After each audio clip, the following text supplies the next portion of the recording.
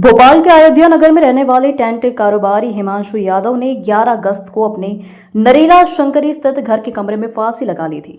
युवक की मौत के 18 दिन बाद एक वीडियो सामने आया है जिसमें युवक सुसाइड के लिए पत्नी और ससुराल वालों को जिम्मेदार बता रहा है। उसने कहा कि मौत के लिए पत्नी वैशाली और ससुर रामलाल जिम्मेदार हैं।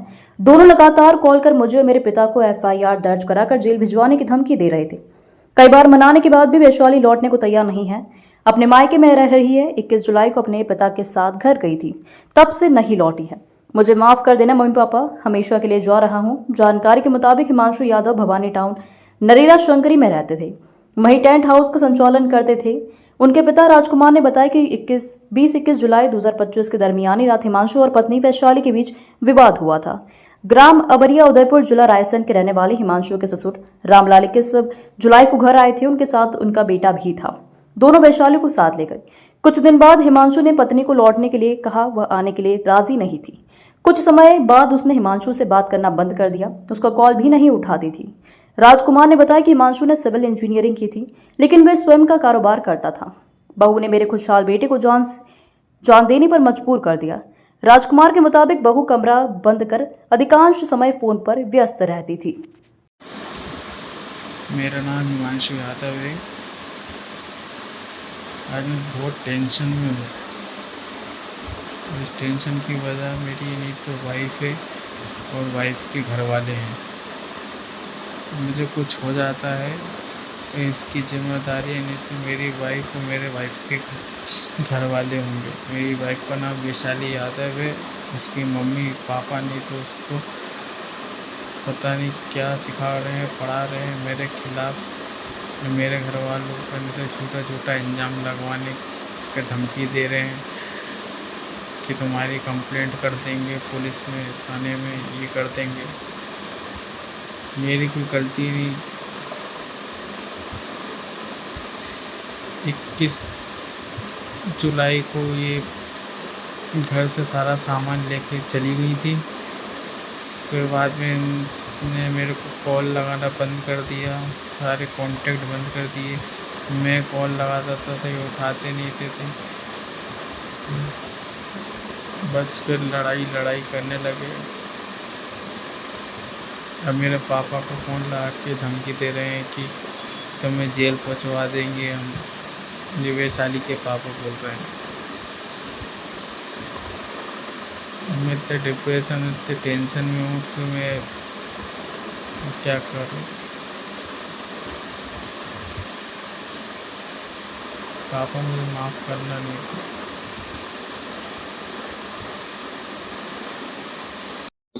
ममता यादव। किस प्रकार का विवाद होता था घर में और क्या घटनाक्रम हुआ है? वो तो बहुत मतलब हर कुछ बोलती थी। क्या बोलती थी? अपन उसकी वजह से मुँह नहीं लगते थे कि चलो यार अपन फैमिली में इधर है तो महिला पड़ोसी कुछ बोलेगी, अनशन बोलती थी। कुछ विवाद भी हुआ आपसे या किसी से विवाद घर में होता था? हाँ, हम लोग से मतलब बहुत मुँह चलाती थी और कोई ऐसा के लड़ने में बहुत बोलती थी। नाम बता दीजिए अपना। मेरा नाम राजकुमार यादव है।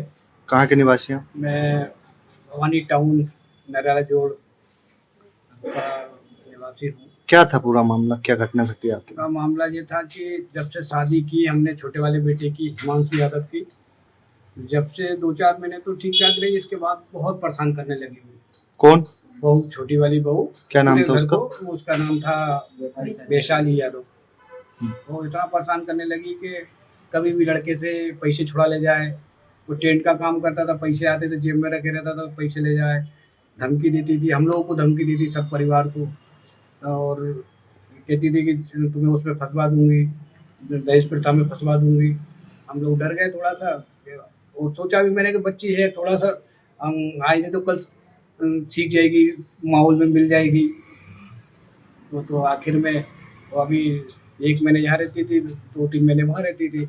बस इसके बाद में अभी गई तो आई नहीं। और लड़के का बहुत टार्चर करती थी, उसके घर वाले करते थे, माँ बाप मतलब दोनों माता पिता। और किस प्रकार से टार्चर करते थे? मतलब उसको कहते थे तुम्हारे माँ बाप को पूरी फैमिली को फंसवा देंगे। बार बार एक ही चीज कहते थे, काहे में फंसवा देंगे? दहेज प्रथा में फंसवा देंगे, अलग रहो, मतलब हिस्सा लो, ये मतलब ये था थोड़ा सा इतना परेशान कर रही थी कि और वो अभी गई, उसे हमने खबर भी की कि मेरे बड़े भाई की बहू खत्म हो गई थी 21 तारीख को गई वो और 22 तारीख को खत्म हुआ। फोन भी लगाया था, फिर भी नहीं आई वो।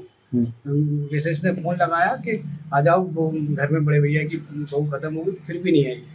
होता था वो तो अब मियाँ बीवी में भयंकर विवाद होता था। हमसे तो फोन पे बात ही नहीं करती थी वो, हम फोन लगाते तो फोन नहीं उठाती थी। कहाँ बात करती थी वो? और वो सुबह से और शाम तक अपना कमरा बंद कर लेती थी, फोन पे कहाँ बात कर रही है, हम पूछते तो लड़ती थी वो।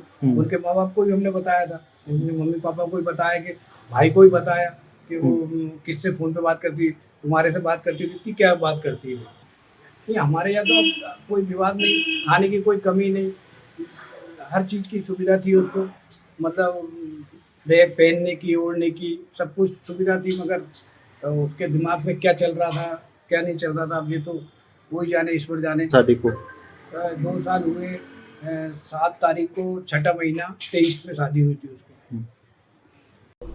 सर, ट्रेन कारोबारी हिमांशु यादव आत्महत्या मामले में 18 दिन बाद एक वीडियो वायरल हुआ है, जिसमें वो खुद कहते हुए दिखाई दे रहा है कि उसकी सास, ससुर और पत्नी को प्रताड़ित करते थे। ये थाना अयोध्या नगर की घटना है। इसमें एक मर्ग कायम हुआ था, जिसमें हिमांशु यादव नामक व्यक्ति द्वारा सुसाइड किया गया था। इसमें मर्ग जांच में इसमें इन्वेस्टिगेशन किया जा रहा है, जो भी विधि सम्मत कार्रवाई इसमें की जा रही है। तो आरोपियों पर मामला दर्ज हुआ है? हाँ, बिल्कुल, जो भी तथ्य आएंगे उस अनुसार कार्रवाई की जाएगी। सर, इस बात पता चल पाएगा 18 दिन बाद वीडियो आया है तो कहाँ से आया? वो इन्वेस्टिगेशन का विषय है, उसमें जांच का जो भी वैधानिक कार्रवाई वो की जाएगी।